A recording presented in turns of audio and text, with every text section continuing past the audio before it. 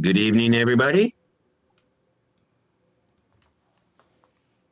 All right, so Jay has a mild case of laryngitis, so we're gonna keep his verbiage to a minimum this evening. But Lucky you Jay, guys. if you'll start the recording, We're good. we'll get started. Yep, we're good. All right, so good evening to all coaches that are watching this on video. We're just gonna start the meeting. Just a quick recap: we had a good tournament in Oak Creek. The 7 teams advanced to the McWanago sectional coming up this Saturday. We've got Janesville regional on Saturday as well. And then those advancing teams will go to the Waukesha sectional on the 17th. And that's the remainder of the regular season. As far as I know, there's not any real news to report or update anybody. There was a question on Slack as far as paperwork for sectionals. So let's just address that right off the bat. I guess the preference would be bring the team roster, but there is no need to do additional waivers, neither first nor Badger Bots, unless you have new team members. But I think at this point, you're probably not supposed to be adding team members anyway. So we're good with the waivers. So just bring the roster just in case, hand it in when you check in, and we're good to go. Other than that, Brian or Jay, any comments? I'm gonna go with just question based today. I'm not gonna say a lot Very unless good. you guys. But if you guys have any questions, we can answer them. It's no problem. I'm still looking for some judges, especially for the Waukesha sectional on December 17th. So if your team is not competing and you're available, we'd love to have you come judge with us. Brian, how many opening spots do you have? Right now I've got 11 judges, and I'd like to have ideally 20, but because I'd like to go 5 panels, but otherwise we'll do 4 panels, in which case I'd like to be closer to 16. Okay, so at the next coach's email that will go out Wednesday or Thursday, we'll make a request for judges. Yes, please.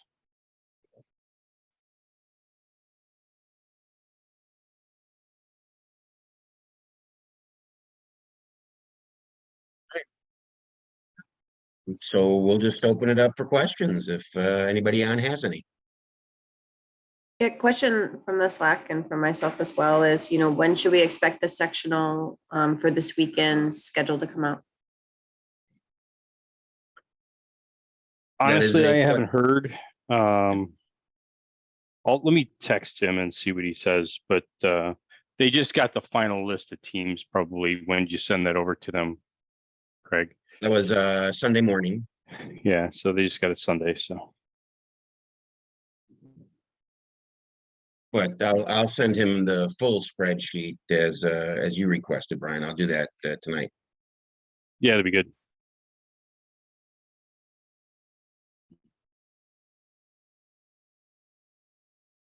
But it's going to be the same format as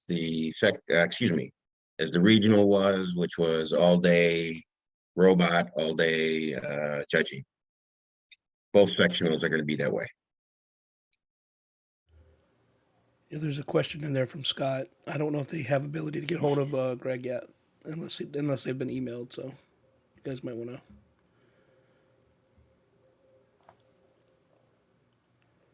to. Because I don't think his email is out there until he emails them. Scott, you can forward that to me, Brian Robotics at gmail.com. And I'll get it. I'll forward it over to Greg.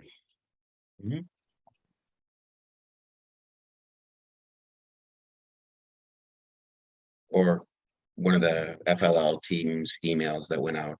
I get those. Yeah. So either one.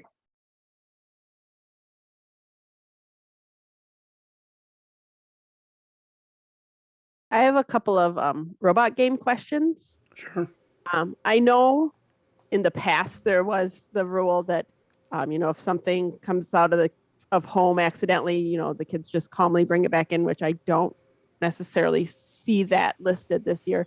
But they, for example, today they had the truck come back to home loaded and it was fully in home. And when they picked it up, one of the units fell out and rolled out. What is the call on that unit? Sure. Yeah, if they picked it up and one of the units came out from home, so they're not allowed to put anything in motion like that, so they would be able to bring that back to home Okay. because it's technically illegal. They can't, intentionally or otherwise send something out of home without a launch. So that would come back. Okay.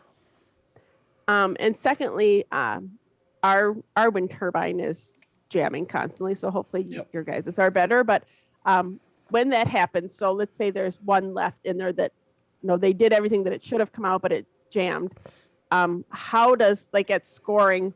How does that work for both the placement of where they would have scored that someplace else? Also, how does that go? Yeah, we've gotten pretty good about all of the head referees and the table refs have gotten pretty good about communicating. We all count the number of hits on the windmill and actively count how many we're considering have dropped because they do jam all the time.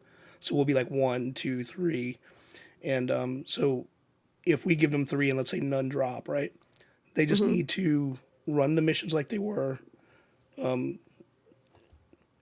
Pretend they have the fuel units, and wherever they put them is where we'll give them. So they'll Okay, have to let so- us know what their intent was with them. Okay, so when the match is ended, if there's any left in there that should have come out, do you actually then put them physically? My biggest concern is that, say they would have put it in the rechargeable battery, but when they come to that, there's 2 in there and they forget to say, hey, but that would have been where that third one went. Do you actually physically put it in there at that point so that it doesn't get miscounting later, or? We don't physically put them in because there's too many moving parts everywhere, and we don't know where they would put them. But we'll ask them, hey, you guys got 3. Where were you going to put these at? And they'll Okay. tell us we were going to put 1 here, 1 here, and if they have actually run those missions, obviously we won't give them points for dropping something somewhere if they didn't do the mission, but we'll Right. give them the add-ons. I'm trying to keep them to remembering which ones they run after they do that one too, so they don't be like, oh, we put it in here. No, you could have put it in that one because you did that before you.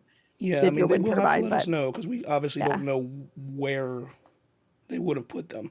And also, they have to have. So let's say they don't have a basket or something when they hit the windmill. So we wouldn't necessarily consider those or give those to them unless they were going to bring them home, right? Right. So if you guys collect them, then we'll give them to you. If they don't have some device to collect them, we wouldn't necessarily give them to you. We'd give them the drop, but not necessarily the units. Okay. But That makes it's a sense. we're pretty good at it at this point. We've done it a lot, so. should Okay, be good. pretty- Oh, can you, one more time, how would we, okay, so I'm just trying to understand how this would work. So they hit the windmill 3 times, Yep. the things don't come all the way down. Yep. We might be in a little different situation because the kids are, stop screwing around. The kids actually make decisions live on the board of where they go. So we don't need to declare that before the match. We declare that after the match. Yeah, so as they're hitting the windmill, we'll actually be counting. We'll go like 1, 2, 3, and we'll tell the kid, you got all 3. Because, of course, they're going to go, hey, what's going on? We're going to say, you got 3 or you got 2. So they'll know how many we're giving them credit for. And then it's up to them to do whatever they would with them at that point. Okay, understood. So, I mean, the only reason we don't hand them to them is we may not be on the side where the windmill is, right? So, because the referees are usually in the middle of the table at that point. Since there's action on the right and the left, we're not usually over by the windmill. So we can't necessarily take them off the windmill and hand them to them. So they just, I mean, the best we can do is tell them how many we're going to give them credit for, and then they can put them where they may virtually. Okay, all right, well, that's hopefully that doesn't happen, but at least they can be prepared for if it does happen and Yeah. have the, I mean, it's going to happen. It may happen to you guys, but it happens. These things jam a lot. I mean, you guys know, half the time we're getting jams, every other match. So, Okay. If you guys have a better a better way to deal with that, let me know. But I mean, we haven't found out any other way to do it. That's how we've been doing it all season. So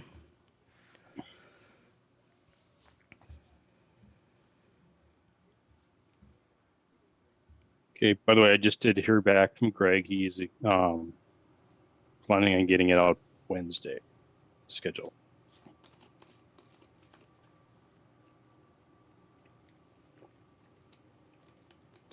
And Scott, you have my email. Forward that to me. Send me an email as soon as you can, and I will get that to Greg so we can get so he can accommodate that request.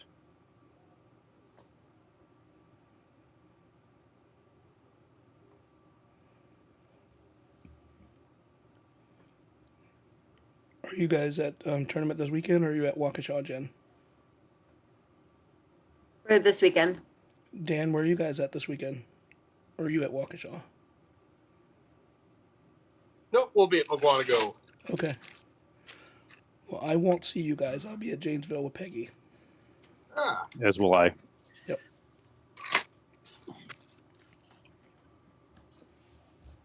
Yeah, that's what I said, Peggy. I haven't seen you guys yet, so.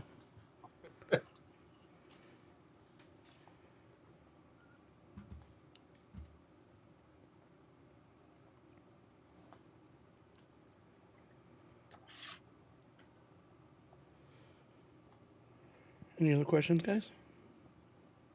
I assume by now everyone's already heard about the Prime Update 3, right? Version 3, so don't do your automatic updates until after the season. Because it's breaking some stuff pretty bad from what I understand.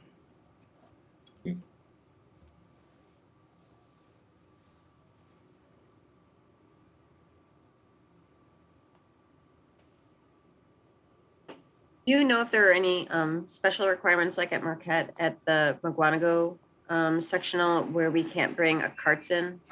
Because at Marquette they said no carts. So I just wanted to verify that at Maguanago we can or we cannot use carts. Are you talking about judging, or are you talking about the robot game? No, I'm talking about trying to get the stuff from my car to Oh, the area. Marquette said no carts. So can we bring carts to Maguanago or is there a restriction there?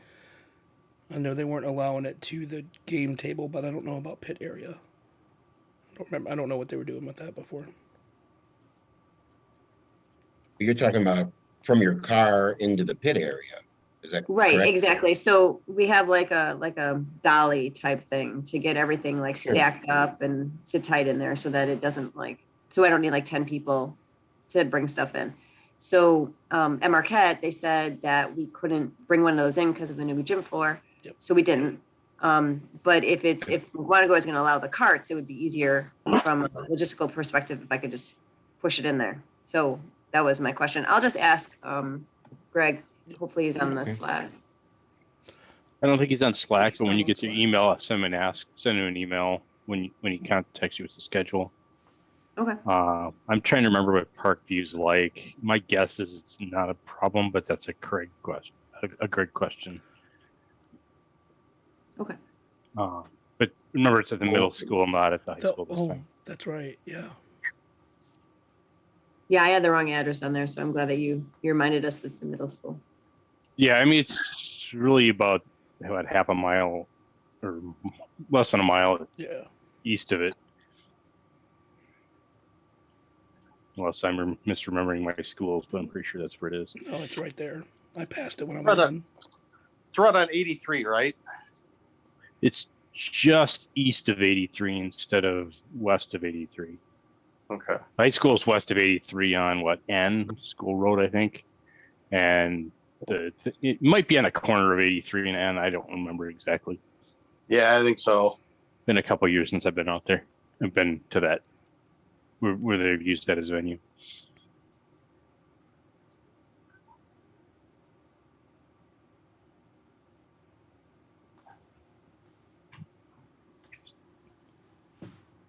But pay attention for those who went to Maguanago. It's a different location than it was for regional. I'm showing it on the corner of the southeast corner of 83 and Veterans Way, which is where Oh, the is high it Veterans school. Way? Okay. I think there was Yeah. a sectional there, the hydrodynamics year, if I remember correctly. We had one there. We had a huge sectional there one year.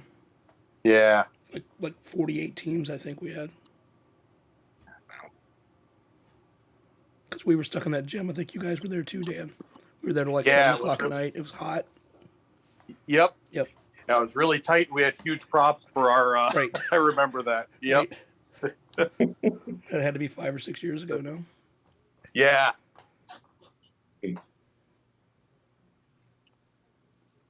So Scott asked a question, which is the same as mine, on how many teams will advance from each sectional to state? There are 13 teams from McWanago sectional and 11 teams from Waukesha. The participant numbers are 30 at McWanago and 24 at Waukesha. So the percentages of teams advancing are roughly the same.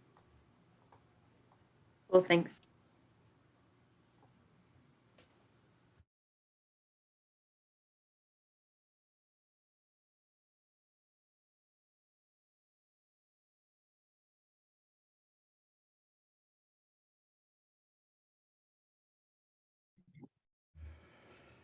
Anything else, guys? Right. I put a post on Slack with regards to rosters and waivers. So that's been updated. I'll probably add that to the coach's email that goes out this week.